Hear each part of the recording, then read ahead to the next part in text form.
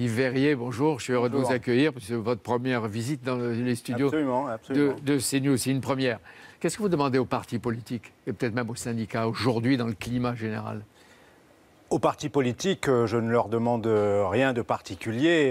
Je n'ai pas à dire ou à dicter ce que les partis politiques doivent faire ou ne pas faire, de la même manière que je ne tiens pas à ce que qui que ce soit d'autre que les adhérents Force ouvrière vous ne demandez pas un réveil des partis des syndicats pour échapper à des mouvements que vous n'avez pas pu éviter, vous ne conduisez pas les Gilets jaunes. Il y a sans doute une crise de la représentativité, et notamment de la représentativité citoyenne. Je pense que le mouvement qui est parti de la question du pouvoir d'achat, du coût du transport, aujourd'hui, on voit bien que se recrée ou tente de se recréer du lien social. Mais ça, c'est le produit aussi de ce qui a disparu en termes de faire société. L'emploi, les services publics, les commerces de centre-ville, l'éloignement des lieux de décision publics aussi, parce que c'est pas une fatalité, ça peut être corrigé. Non, c'est pas une fatalité. Nous avions contesté la réforme territoriale qui éloignait les lieux de décision avec les intercommunalités, les grandes régions, mais vous avez du local. Noté que maintenant, on vous dit sans arrêt, il y a la justice sociale, la justice fiscale, mais il faut aussi la justice territoriale. Pour Force ouvrière, les décisions présidentielles d'hier sur le pouvoir d'achat, est-ce qu'elles vous paraissent robustes, palpables et substantielles ?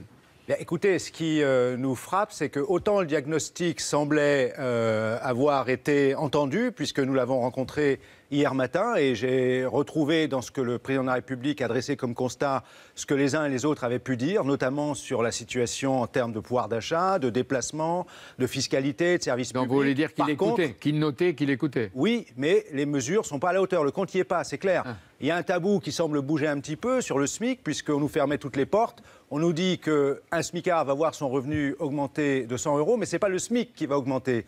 Ce que j'ai compris, c'est que le SMIC ne bénéficiera pas d'un coup de pouce. On va augmenter le SMIC de 1,8 et on va y ajouter de la prime d'activité qu'on va accélérer dans sa mise en œuvre. Vous avez vu qu'il définit plusieurs étapes. 1, l'état d'urgence économique et sociale, dit-il, c'est l'immédiat dès janvier. Et le Premier ministre présente le projet cet après-midi à l'Assemblée nationale. 2, un débat général de 3 mois pour proposer de bas en haut avec les corps intermédiaires de nouvelles réformes, y compris sur la fiscalité, le territoire, etc. Est-ce que vous avez l'intention d'y participer ? On a déjà toujours dit ce qu'il nous semblait urgent, puisqu'on parle d'état d'urgence, en matière de services publics. Il faut que cesse l'enchaînement, l'empilement des réformes depuis 30 ans qui ne sont guidées que par le terme de réduction de la dépense publique. J'ai dit qu'il fallait bannir ce terme de dépense publique. Le service public, ça n'est pas une dépense. Le fonctionnaire, ce n'est pas une dépense. C'est un investissement, exactement. Très bien, très bien. Mais vous ne m'avez pas répondu. Est-ce que vous participerez à ce débat national ? On dira, je ne sais pas du tout ce que sera le cadre. On va voir quel sera le cadre de ces discussions. Il y a déjà des réunions. On a obtenu une réunion tripartite au ministère du Travail vendredi dernier entre employeurs, syndicats et gouvernement. Ça doit porter sur la question des salaires, de l'augmentation des salaires, la négociation collective. Ça peut porter sur les questions de fiscalité. Et là, on a beaucoup de choses à dire. On les a déjà dites depuis longtemps. Comme ça peut porter sur le service public. Vous ne demandez pas de changement des institutions, d'élections, etc.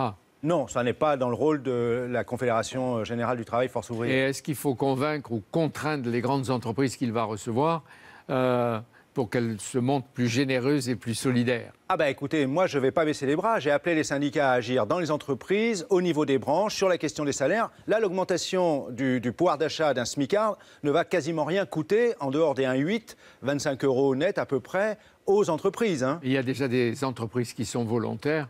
Eh bien, donc, lancer, on leur donne l'idée, des pétitions pour que les entreprises qui veulent être volontaires et contribuer le soient. Donc, si les chefs d'entreprise manifestent pour augmenter les salaires, bon, pourquoi pas, mais je serais un peu surpris quand même. On ne leur demande pas d'aumône ni de gestes de charité, mais de la justice sociale. Exactement. Les yeux dans nos yeux, en 13 minutes, autour de 11 milliards de dépenses, presque 1 milliard à la minute. Est-ce que vous pensez qu'on va pouvoir le financer sans impôts nouveaux, etc. Mais ça n'est pas de la dépense. Je l'ai dit, le salaire n'est pas l'ennemi de l'emploi, n'est pas l'ennemi de l'économie. C'est la capacité de réinjecter de la consommation, de la demande, qui reste un moteur de l'économie en France. Est-ce que Force ouvrière est favorable à un 5e samedi de protestation dans Paris et dans les villes, comme le demandent Jean-Luc Mélenchon et Nicolas Dupont-Aignan ? Nous n'avions pas appelé à manifester les derniers samedis, nous n'appelons pas à manifester samedi, pas plus. C'est-à-dire que si les gilets jaunes les plus radicaux le décident, Force ouvrière, demandée par son chef, ne rejoindra pas les manifs. Non, nous n'appelons pas à manifester samedi.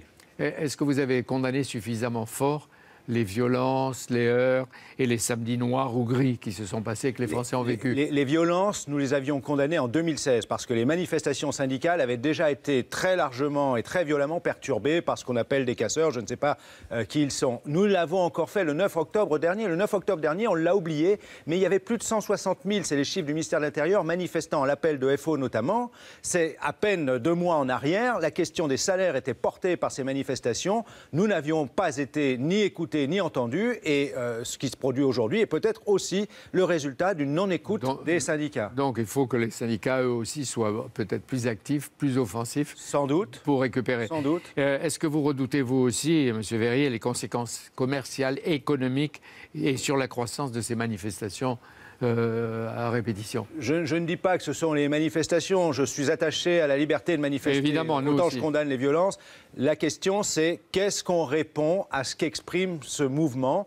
Les réponses, une partie a été donnée hier, elles ne sont pas suffisantes. Un premier pas, mais le compte n'y est pas. Voilà, la question, elle est celle-ci. J'ai entendu parler de fiscalité, j'ai entendu parler de services publics. Qu'est-ce qu'on va faire là-dessus? Deux remarques très vite. Le mouvement citoyen, qui est légal, légitime, comme vous venez de le dire, prend une tournure apparemment contre les citoyens, contre contribuables, j'ai envie de dire. Ils vont perdre en croissance, ils vont perdre dans le commerce, on l'a vu, et peut-être en emploi. Mais ce qui est frappant, c'est qu'on est en train de favoriser l'ennemi numéro 1 ou l'adversaire numéro 1 international d'aujourd'hui, c'est Amazon, c'est-à-dire le commerce en ligne. On tue le commerce dans les grandes villes et dans les petites villes, et on favorise Amazon. C'est pas le mouvement qui fait ça. Hein. Le mouvement, il est produit de ça. Hein. Ça, c'est vrai. Il y a une question européenne majeure. Je pense que l'Europe ne remplit pas l'office pour lequel elle a été construite. Elle n'est pas une Europe qui construit de la solidarité. Pour le moment, elle détruit. Et ça, il faut véritablement le corriger. Ce sera un autre débat. La question des salaires, elle y est là-dessus. Parce que vous allez intervenir beaucoup au moment des élections européennes. Mais dernière chose, est-ce que le docteur Verrier va peut-être soigner les plaies, les blessures de Force ouvrière telles qu'on les a connues il n'y a pas longtemps? Les plaies, les blessures, elles sont soignées. En un mois, on a pris toutes les décisions qui étaient là, pour le coup, à la hauteur, claires, nettes. Nous avons été dans la situation de réélire en moins d'un mois un secrétaire général. Et voilà, le Force ouvrière a retrouvé sa place, sa parole et son autorité. Et on va continuer. Et à l'extérieur. Merci. Et je crois qu'on va avoir de bons résultats sur les élections dans la fonction publique. Merci d'être venu.